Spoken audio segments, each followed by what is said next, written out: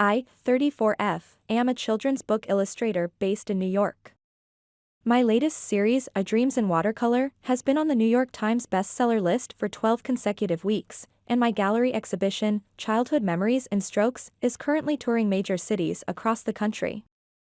My work has been featured in The New Yorker, and I recently won the Caldecott Medal for my illustrations in The Forgotten Garden. Life wasn't always this successful. 20 years ago, I was a 14-year-old girl who loved art but was constantly told it was worthless.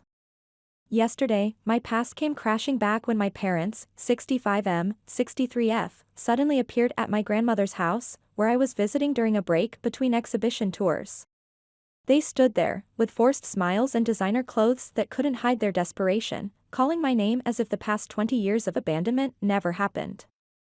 The same parents who left me behind when I was 14, taking my brother with them but leaving me alone in an empty house. Let me provide some background about my family and how we got here. My parents were the epitome of academic elitism in Boston's competitive educational circle. My father graduated from Harvard Medical School and worked as a medical researcher at Massachusetts General Hospital, publishing numerous papers in prestigious medical journals. My mother, a Yale graduate, taught AP chemistry at one of the most competitive prep schools in New England. They firmly believed that a person's worth was determined solely by their academic credentials and future earning potential. From my earliest memories, our house felt more like a prestigious academic institution than a home. The walls were lined with academic awards, medical journals, and certificates of achievement. Dinner conversations revolved around acceptance rates at Ivy League schools and the latest research papers. My parents hosted regular dinner parties where they would parade my brother's academic achievements in front of their equally elitist friends. My brother was their crown jewel, perfect SAT scores by junior year, straight A's in all AP classes, and president of both the science club and math team. He was being groomed for medical school from the moment he could read. And to his credit, he was naturally brilliant at academics, though I sometimes caught him staring longingly at the basketball court during his mandatory study hours. But I was different. From the moment I could hold a crayon, I was drawn to art. While other kids were learning their ABCs, I was creating entire stories through pictures. My preschool teachers praised my artistic abilities, but my parents dismissed it as cute but impractical. They kept pushing academic flashcards and educational videos, but I would always find my way back to my sketchbook. By middle school, the divide between my parents' expectations and my reality became a gaping chasm. My grades were wildly inconsistent. I could get an A+ in literature when we studied poetry and imagery, but would barely pass algebra despite hours of forced tutoring. Art class was my sanctuary. I won the statewide Young Artists competition 3 years in a row, but my parents never once attended the ceremonies. Mrs. Thompson, my art teacher at Franklin Middle School, became my first real advocate. She recognized not just my technical skills, but my unique way of storytelling through images. "You have a gift," she would tell me, staying after school to teach me new techniques. "Your art speaks to people's hearts." She tried reaching out to my parents multiple times, sending notes about art school scholarships and future career opportunities in animation and illustration. Those notes always ended up in the trash, often accompanied by my mother's signature scoff. The contrast between my brother's life and mine became more pronounced as we grew older. He had private tutors for every subject, attended academic summer camps at prestigious universities, and got new clothes for every academic achievement. Meanwhile, I wore his hand-me-downs despite being a girl, ate whatever leftovers remained after their family dinners, which I was often told to skip to focus on improving my grades, and spent summers alone in my room while they took my brother on college campus tours. The only bright spots at home were the rare moments with my brother. He would sometimes sneak into my room late at night, bringing snacks from his study sessions, and helping me with my math homework. "Your drawings are amazing," he'd whisper, carefully looking through my sketchbook. I wish I could create something like this. Those moments of connection were precious, but always tinged with the knowledge that openly supporting me would put him in our parents' crosshairs. Life at home became increasingly isolated. My parents stopped acknowledging my presence unless it was to point out another academic failure. They installed a washing machine in the basement with an instructional video nearby, their way of telling me I needed to handle my own laundry. Meals became something I had to scrounge from the refrigerator when they weren't around. My room became both my sanctuary and my prison, filled with art supplies I'd saved up for by collecting recyclables and doing neighbors' yard work.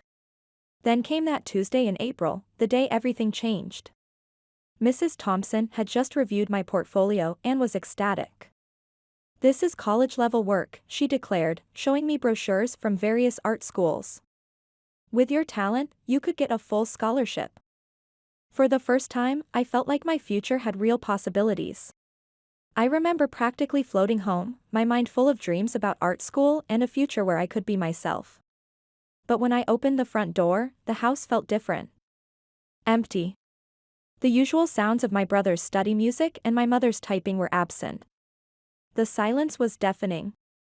On the dining room table, the same table where I wasn't allowed to eat with them, sat a note.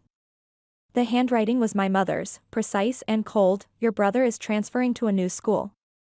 We've made this house livable for you." That was it. No explanation, no contact information, no goodbye. They had taken my brother and left me behind, like unwanted furniture in an abandoned house. I collapsed there in the hallway, my portfolio scattered across the floor, drawings mixing with my tears. Hours passed as I sat there, trying to understand what I had done to deserve such complete abandonment. The house grew dark, but I couldn't bring myself to move. Every creak and settle of the house made me hope, foolishly, that they would come back, that this was just some elaborate lesson about academic dedication. As the shock began to fade, practical fears set in. I was 14, how was I supposed to live alone? What about food, bills, school expenses? That's when a memory surfaced through my panic: my grandmother. Before my mother's unexplained falling out with her, we used to visit her regularly. She worked as a caretaker at a foster home and always had a special smile for me, never once questioning my love for art. After hours of searching through drawers and old papers, I found an address book buried beneath the landline phone. My hands trembled as I dialed her number, praying it was still current. When her warm voice answered, I broke down completely. Through my tears, I managed to explain what had happened. Without hesitation, she said words I'll never forget: "I'll come right away, sweetheart. Pack whatever matters to you." My grandmother arrived in record time, considering she lived 2 hours away. When she saw me, dirty clothes, tear-stained face, surrounded by my art supplies, she didn't say a word. She just hugged me, stroking my hair with a gentleness I had almost forgotten existed in the world. "Your beautiful art," she whispered, looking at my scattered drawings. "Let's get you and your talent somewhere safe." The next few years with my grandmother changed my life completely. She lived in a small town in western Massachusetts, in an old house surrounded by nature. My new school was nothing like my old one, smaller, more nurturing, with teachers who saw me as a whole person, not just a grade point average. For the first time, I could breathe. Through some legal maneuvering, I later learned she had threatened my parents with child services and public exposure. My grandmother managed to get them to provide basic financial support. But that was the extent of their involvement. I never saw them, never heard from them, never received so much as a birthday card. My grandmother became my biggest supporter. She transformed the sunroom into an art studio, picking up supplies from yard sales and flea markets. "Art supplies are an investment in your future," she would say, even when money was tight. She attended every art show, photographed every piece I created, and helped me build my first portfolio. Working part-time jobs through high school, I saved every penny for art school. My grades improved too, not because of pressure, but because my teachers helped me find connections between art and other subjects. Geometry became about perspective and composition. Chemistry helped me understand pigments and color theory. History gave me inspiration for illustrations. I won a partial scholarship to Rhode Island School of Design, and through a combination of student loans, part-time work, and my grandmother's unwavering support, I made it through. College was transformative. I found my style, my voice, and my community. My thesis project, a children's book about a young artist finding her way, caught the attention of a small publishing house. The road to success wasn't easy. My first books barely made enough to cover my student loan payments. I lived in a tiny studio apartment, took freelance jobs, and sometimes wondered if my parents had been right about art being impractical. But I kept pushing, kept creating, kept believing in the path my grandmother had helped me find. Then, 3 years ago, everything changed. My book, The Forgotten Garden, inspired by my grandmother's garden and her nurturing spirit, resonated with children and parents alike. The illustrations spoke to something universal about growing up different, finding your own path, and the power of unconditional love. The success that followed still feels surreal sometimes. Which brings me to yesterday, when my parents suddenly appeared at my grandmother's house. They had clearly been following my success, they quoted reviews of my work and mentioned my recent awards. But their polished appearance couldn't hide their desperate situation. Through mutual acquaintances, I've learned the truth about their current circumstances. My father faces multiple harassment lawsuits at the hospital, particularly concerning his treatment of female patients and staff from lesser educational backgrounds. My mother was forced to resign after recordings surfaced of her bullying students and younger teachers, mocking their academic credentials and future prospects. "We're family," they insisted yesterday, standing on my grandmother's porch. Family should support each other. But as I stood there, looking at these people who had abandoned me when I needed them most, who had only returned now that I was successful and they were in trouble, I felt nothing but a cold, clear certainty. I refused them outright. They became angry, shouting about filial duty and family obligations. The same parents who had deemed me unworthy of their time and love now demanded my support. The situation escalated until neighbors called the police, who issued a temporary restraining order. My grandmother, now in her 80s but still my rock, held my hand through it all. Looking at her, I saw what real family means, not blood ties or obligations, but love, support, and acceptance. As I write this, I'm still processing everything. My latest book tour is on hold while I deal with this situation. My parents are trying to contact me through various means, insisting that blood is thicker than water, and that I have an obligation to help them. Some extended family members have started calling, trying to guilt me into doing the right thing. But sitting here in my grandmother's sunroom, surrounded by the art supplies she's still collecting for me, just because, I know I'm already doing the right thing. I'm thinking about taking legal action to officially sever any remaining ties, but part of me wonders about my brother. Last I heard, he had left the country years ago, unable to bear our parents' controlling nature any longer. Sometimes I wonder if he knows about my success, if he's seen my books, if he remembers those late-night moments when he was the only one who believed in me. Has anyone else dealt with toxic parents trying to reconnect after achieving success? How did you handle it? I know I'm right to protect myself and my grandmother, but decades of their emotional manipulation still leave their mark. Update 1. First, I want to thank everyone for their supportive comments and messages. The situation has escalated significantly in the past 48 hours, and I need to share what's happened. My parents showed up at my grandmother's house again yesterday morning, this time with a lawyer. They stood in the front yard, shouting about family obligations and a filial responsibility. My father was waving legal documents, claiming they could force me to provide financial support under state law. The scene was surreal. My mother, who once refused to acknowledge my existence unless it was to criticize my waste of time artwork, was now crying about how proud she'd always been of my unnatural talent. My father, who used to mock my art teacher's career suggestions, suddenly claimed he'd always supported my creative pursuits. Our neighbors came out when they heard the commotion. Mrs. Sullivan, who's lived next door to my grandmother for 30 years, was shocked to learn these well-dressed people were the same parents who had abandoned their 14-year-old daughter. She immediately called the police while her husband started recording the incident. When the officers arrived, my parents tried to paint themselves as concerned parents attempting to reconnect with their successful daughter. However, several neighbors stepped forward with statements about my grandmother raising me alone since I was 14. The officers were particularly interested in learning that my parents had left a minor alone with just a note. Officer Martinez was incredibly understanding.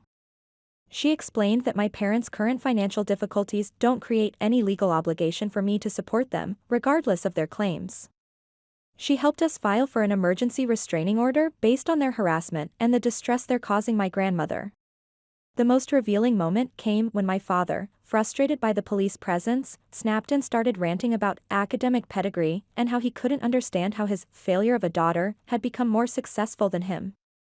His carefully constructed facade crumbled, revealing the same elitist bully who had made my childhood miserable. After they were escorted away, our neighbors organized an informal neighborhood watch. They're keeping an eye out for my parents' car and have agreed to document any future contact attempts. Mrs. Sullivan even provided security camera footage for our records. My lawyer says we have a strong case for a permanent restraining order. She's also investigating whether their abandonment of me as a minor could have legal implications now. I'm not interested in pursuing charges, but she thinks having this information might help keep them away. What's particularly striking is how this situation has revealed the true meaning of community and family. The neighbors have shown more concern and support than my biological parents ever did. Mrs. Sullivan brings my grandmother fresh bread every morning, and Mr. Chin from across the street installed additional security lights free of charge. My grandmother is handling everything with remarkable strength, but I'm worried about the stress this is causing her. She keeps saying she's fine, but I've noticed she gets tired more easily. I've decided to extend my stay here and work remotely for a while. My publisher has been understanding about postponing some appearances. The hardest part is the complex emotions this brings up. Even as I stand firm in my decision, there's a small part of me, that abandoned 14-year-old girl, that still wants to understand why. Why wasn't I good enough then? Why do they only want me now? But then I look at my grandmother, who loved me unconditionally when they couldn't love me at all, and I know I'm making the right choice. I've started a new art series about this, therapeutic drawings capturing emotions I can't quite put into words. My grandmother watches me work sometimes, just like she did when I was 14 and newly arrived at her house. Yesterday she said something that really stuck with me: they may have given you life, but you gave yourself permission to live it. Several people have asked about my brother. I still have no contact with him, but this situation has made me think about him a lot. I hope he's found his own path to freedom. Update 2: something unexpected happened today. My brother showed up at my grandmother's house. He's changed so much I almost didn't recognize him at first. His hair is longer, pulled back in a casual ponytail, and he has a photographer's tan from working outdoors. But his smile when he said my name was exactly the same as I remembered. I learned he's been working as a travel photographer, documenting cultures and landscapes around the world. He saw me on the news in Rome when I won the Caldecott Medal and has been following my career since then.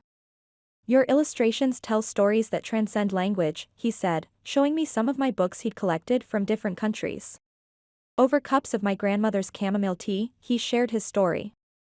During his senior year of college, surrounded by peers pursuing their own diverse passions, he began questioning our parents' rigid academic values.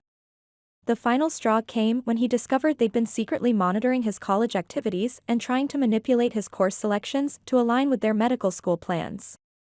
One day, I just couldn't take it anymore, he explained.